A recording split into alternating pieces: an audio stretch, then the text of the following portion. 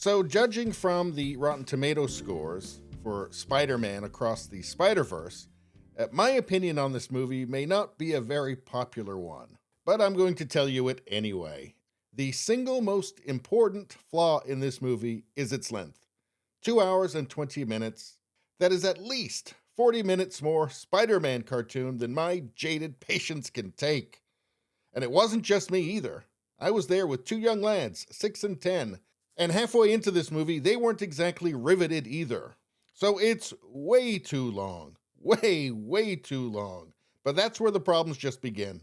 But before we get into that, I just want to say quickly that the art is actually really creative and really interesting. I liked the art. We all did. But art alone does not make a good film. So after a fairly decent beginning to the movie, with a creative fight sequence with I guess you could describe as a Renaissance vulture, seemingly ripped from the pages of Michelangelo's invention notebook, which was fun and entertaining. But after that, the movie just inexplicably devolves into just pointless and seemingly endless exposition, leaving me wondering who they were making this film for exactly. Not the kids sitting next to me, which was pretty clear from them progressively vibrating with more and more fidgety energy, as there was more and more pointless talking going on that they sure weren't interested in. By the halfway point of the movie, I felt like I'd been sitting in there an eternity already. And by the time the big interesting things started happening later in the movie, I would have been surprised to look next to me and see the kids filling out their college applications. And frankly, I think they would have enjoyed that more.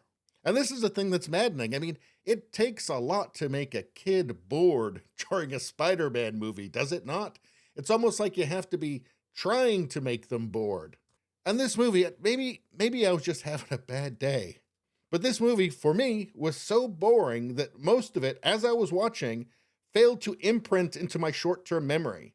As I was watching, and that with frequent escapes to check my phone, left me halfway through the movie with absolutely no idea what the hell was going on. And that's the first moment in my life that I think I actually could finally fully relate to Guy Ritchie's character in Memento. You don't remember anything.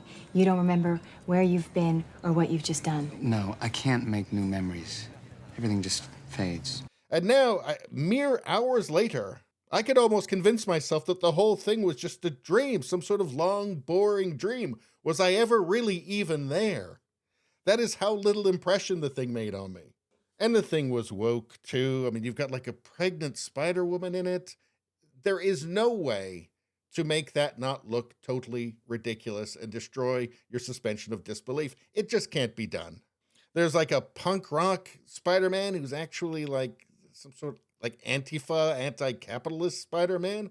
Why are you throwing that in there? And why didn't anybody notice how ridiculous and unintentionally ironic it was? Now, I have to say I missed the last 20 minutes because the 6-year-old decided that the Spider-Man movie was less interesting than the Spider parking lot. So I have to rely on the judgment of the 10-year-old, who did stick it out to the end. And here's what he said. The ending was so terrible, there was no actual ending. It was just a spider team going to save Miles, and Miles meeting himself, but in a different dimension where there is no Spider-Man. I liked the animation and some of the sound effects, but they spent way too much time talking about Miles' feelings and his relationships with his parents and Gwen, and the rest of the things going on in his life. And he would like to just very succinctly give you his advice on whether or not you should see this movie. Do not watch this movie. It's so boring.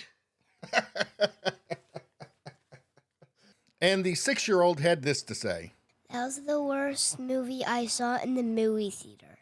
Yes, and I couldn't agree with that summation more. Now, there was cool stuff in this, and I can't help but think that there was enough cool stuff that you could have made a really great 1.5-hour-long movie, instead of a ponderous and just visually overwhelming statement to overindulgence. In all honesty, it couldn't be more mind-numbing than if a 25-year-old gender studies student had adapted War and Peace, but with all the characters being spider people, and having parent-teacher meetings, because apparently that's what all the kids want.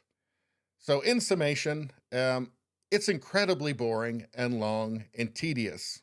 And if you've got something else that you need to do, like mowing the lawn or scrubbing down your shower or something like that, save your money and do that instead. You will have accomplished more than the filmmakers did with Spider-Man Across the Spider-Verse. Anyway, please subscribe, like, and share. Sharing really helps me out. I thank you for that. I will see you next time.